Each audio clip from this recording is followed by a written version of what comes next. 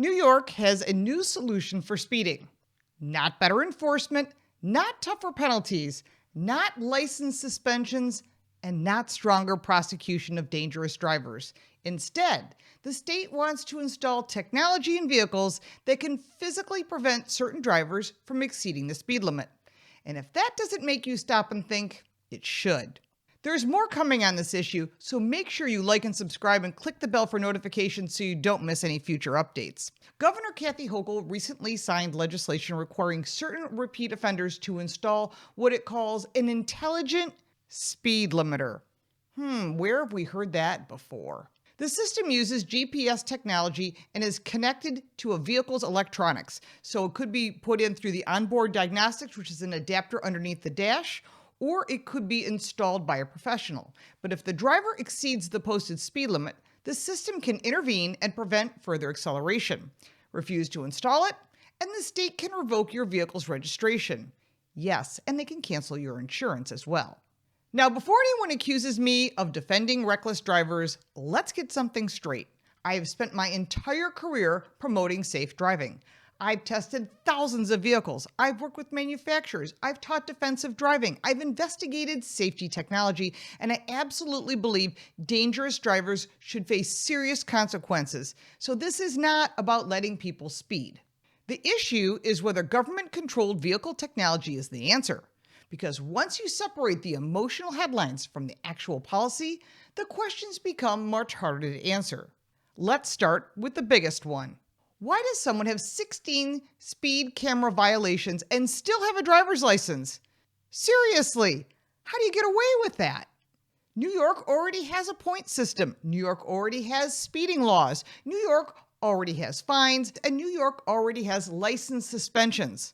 Insurance companies aren't exactly known for their patience on this either. And if someone truly represents such a danger that the state believes their vehicle must be electronically controlled, why wasn't the driver already removed from the road? That's a question no one seems eager to answer. Instead, we're told the solution is a GPS-connected device that limits the vehicle's speed. Now that sounds simple, until you start looking at all the details. As someone who's spent decades evaluating automotive technology, I can tell you one thing: technology is never as simple as politicians describe it. Most politicians know very little about the realities of vehicle engineering, vehicle ownership, or how drivers actually interact with technology every day. Many of them have drivers, and many of them really don't care about cars. There are some exceptions. GPS isn't perfect. Digital maps aren't perfect. Vehicle software isn't perfect. We've all used navigation systems that have directed us down the wrong road, or even to tell you go places that you cannot go. We've all seen outdated speed limit information, and we've all experienced technology failures, not just with our cars, but also on other devices that we own. So why trust this as being the be-all, end-all solution? Yet now we're being told to trust technology to determine how fast a vehicle is allowed to travel. What happens when the database is wrong? What happens during construction zones? What happens when temporary speed limits change? And what happens when a road is updated but the system hasn't caught up? And what happens when the vehicle thinks the speed limit is lower than reality? We all know what happens. It leads to accidents. Nobody seems interested in discussing these situations. Then there's another issue: emergencies. Sometimes drivers need immediate acceleration. Maybe another vehicle is drifted into your lane. Maybe a tractor-trailer is merging unexpectedly. Maybe you're avoiding an accident. Maybe you're trying to move away from a dangerous situation. The real world doesn't always fit neatly into a software programming package. Defensive driving often requires quick decisions. Automotive safety engineers understand this. Politicians, they often don't. And that's what worries me. The people writing these laws are usually not automotive experts. They're legislators, they're activists, they're bureaucrats, and some of them are listening very closely to their lobbyists. That means there's probably money behind it. Many view vehicles as transportation appliances rather than highly complex machines operating in constantly changing environments. And that difference matters. Now let's talk about something nobody else wants to discuss: mission creep. Every government program starts small. Every government program starts with a sympathetic justification, and every government program starts by targeting a group most people dislike. And in this case, it's super speeders. That's a very intentional phrase. It immediately creates a villain. Nobody wants to defend someone who's called a super speeder. But let's think that through. Today, it's 16 violations. 5 years from now, maybe lawmakers decide it's 12 violations. Is that enough? Then maybe 8. Then maybe 4. Then maybe 2. Then maybe the insurance companies get involved. Then maybe commercial fleets. Then maybe every new vehicle. Many of the technologies that once sounded extreme are now completely normal. Automatic license plate readers, traffic cameras, flock surveillance cameras, which we've covered, connected vehicle data collection, we've covered that too, remote software updates, driver monitoring systems, usage-based insurance. The trend is obvious. More monitoring, more data collection, more government involvement, and less privacy. And here's where the consumer side of the story becomes important. Most drivers don't realize how much information modern vehicles are already collecting. Your location, your speed, your driving habits, your braking behavior, your acceleration patterns, the time of day you drive, where you drive, how often you travel, and in some cases, a lot more data. Now combine that reality with government-mandated speed control technology. Do you see where this is heading? Because I do. Supporters insist this is only about safety. Maybe that's true today, but public policy shouldn't be evaluated solely on current intentions. It should be evaluated on future possibilities, and that's where the healthy skepticism becomes necessary. Now here's where the story gets bigger than New York. If this was simply one state experimenting with a new idea, it would be worth watching. But New York isn't acting alone. Washington State passed the BEAM Act. Washington, D.C. has implemented similar requirements. Virginia has adopted comparable legislation. Illinois lawmakers have advanced their own speed limiter proposals, and California lawmakers continue discussing expanded intelligent speed assistance requirements. They all use different names, but they all do the exact same thing. Several other states are actively studying similar approaches. This isn't isolated anymore. This is becoming transportation policy. For decades, traffic enforcement worked in a certain way. You broke the law, you got the ticket. You repeatedly broke the law, you lost your license. Responsibility remained with the driver. Now that focus has changed. Instead of punishing bad behavior after it happens, lawmakers increasingly want technology that prevents behavior before it occurs. That sounds reasonable until you start asking where it ends. Today, the target is repeat speeders. Tomorrow, it could be high-risk insurance drivers, then fleet operators, then new drivers, then everyone. The justification changes, the technology remains. That brings me to another conversation that many politicians would rather avoid, the so-called kill switch debate. For years, Americans have been told concerns about vehicle intervention technology, they're overblown.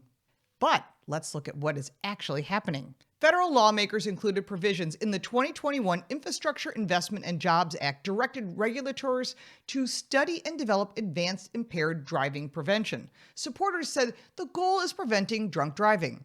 Nobody wants a drunk driver or anyone under the influence of anything on the road. Let's get that straight, and I certainly don't condone that. That's the goal everyone supports. Nobody wants impaired drivers on the road, but the larger issue isn't the stated purpose. The larger issue is the capability. Think about what we're discussing. This is from Section 24.220 of the Infrastructure Bill. I have covered this extensively, and I have more information coming in the very near future that is going to blow your mind. New York wants technology capable of monitoring vehicle location, determining speed limits, communicating with vehicle systems, and restricting vehicle operation. Federal regulators are exploring technology capable of monitoring driver behavior and intervening when necessary. Remember, this kill switch technology was put in place in 2021. In order to remove it, it would take an act of Congress. It would have to be defunded from the House, passed through the Senate, and then signed by the president. So it isn't this current president's fault. And to undo it requires the House to defund it and then pass it along for him to sign it. So it isn't as simple as an executive order. Automakers continue building increasingly connected vehicles that collect data, receive software updates, and communicate with outside networks. That's part of this kill switch. They have to create their own technologies not funded by the government. But individually, each development has a reasonable explanation. Collectively, they create an entirely different conversation. The question is no longer whether the technology can influence vehicle operation. The question becomes who decides when intervention is appropriate. Today, the justification is speeding. Tomorrow, the justification might be impairment. And then how do you get out of kill switch jail? And that we have to investigate further. Next year, it could be emissions compliance, congestion management, insurance requirements, or something no one has proposed yet. Don't worry, they're thinking of these things right now. Technology doesn't care about political promises. Technology only cares about capability, and capabilities tend to expand. Now let's talk about something politicians rarely discuss. Who benefits financially? Whenever government mandates a technology, somebody's getting paid. Someone manufactures that device, someone installs that device, someone monitors that device, and someone stores the data. Someone manages compliance, someone receives government contracts, and someone lobbies for expansion. That's not a conspiracy theory.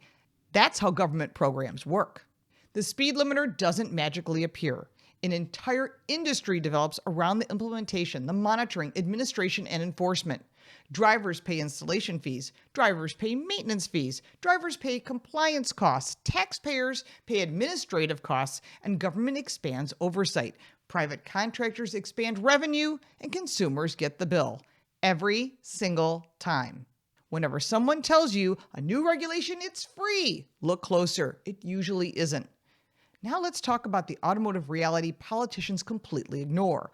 Cars don't operate inside a computer simulation.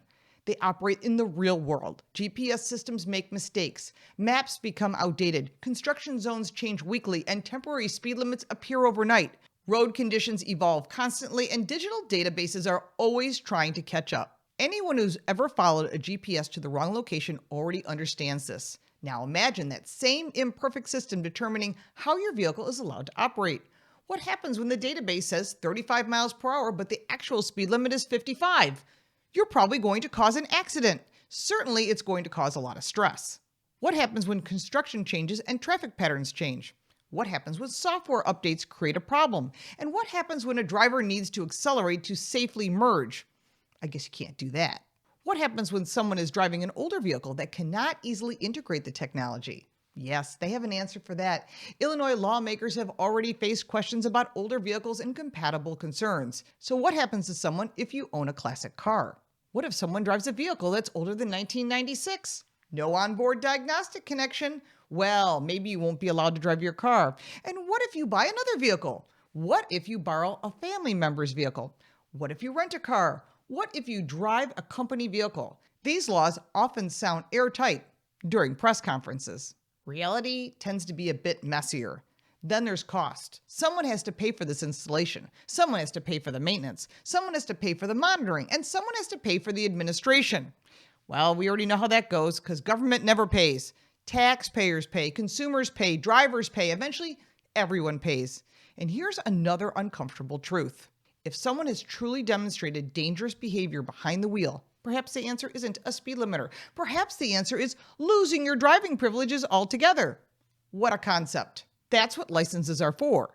Driving is a privilege accompanied by responsibilities. And if someone repeatedly proves they cannot operate a vehicle safely, existing laws already provide mechanisms to address that. Creating a technological control system raises a completely different set of concerns. I know some people are rolling their eyes when they hear that word when it comes up. They shouldn't. Because freedom is often surrendered one small step at a time, one exception, one pilot program, one narrowly targeted law, one supposedly temporary measure. Then suddenly, the exception becomes the normal. As Americans, we should always ask where the policy leads, not simply where it begins. And that question New York lawmakers haven't answered. Where does it stop? If the state can electronically limit speed from one category of driver, what prevents expansion? If GPS-based controls is acceptable on one circumstance, what prevents it becoming on additional uses? And if vehicle behavior can be regulated electronically, what other functions eventually become subject to government oversight? These aren't paranoid questions. They are reasonable questions. They are questions consumers deserve answered before the technology becomes law. Again, let me be crystal clear. Reckless drivers should face consequences. People who endanger lives should be held accountable. Victims deserve justice. Families deserve protection. Public safety matters, but so does privacy, ownership, due process, consumer rights, and personal freedom. The challenge is finding the balance. Right now, New York State and several other states appear to be choosing technology over enforcement. Control over accountability, monitoring over responsibility. That's a choice every driver should pay attention to, because once government gains the power to control how your vehicle operates, getting that power back becomes very difficult. That's why this debate matters far beyond New York State. It's not really about speeding. It's about whether Americans are comfortable allowing government to become the participant in the operation of your privately owned vehicle. And that's the real story and the conversation we should be having. Let me know what you think in the comments below. If you like this video, give it a like and subscribe for more videos like this, and check out our car review channel, Car Smarts. You can support me by buying me a cup of coffee, and if you want even more content, check out the links in the description. I'm Lauren Fix. Thank you so much for watching.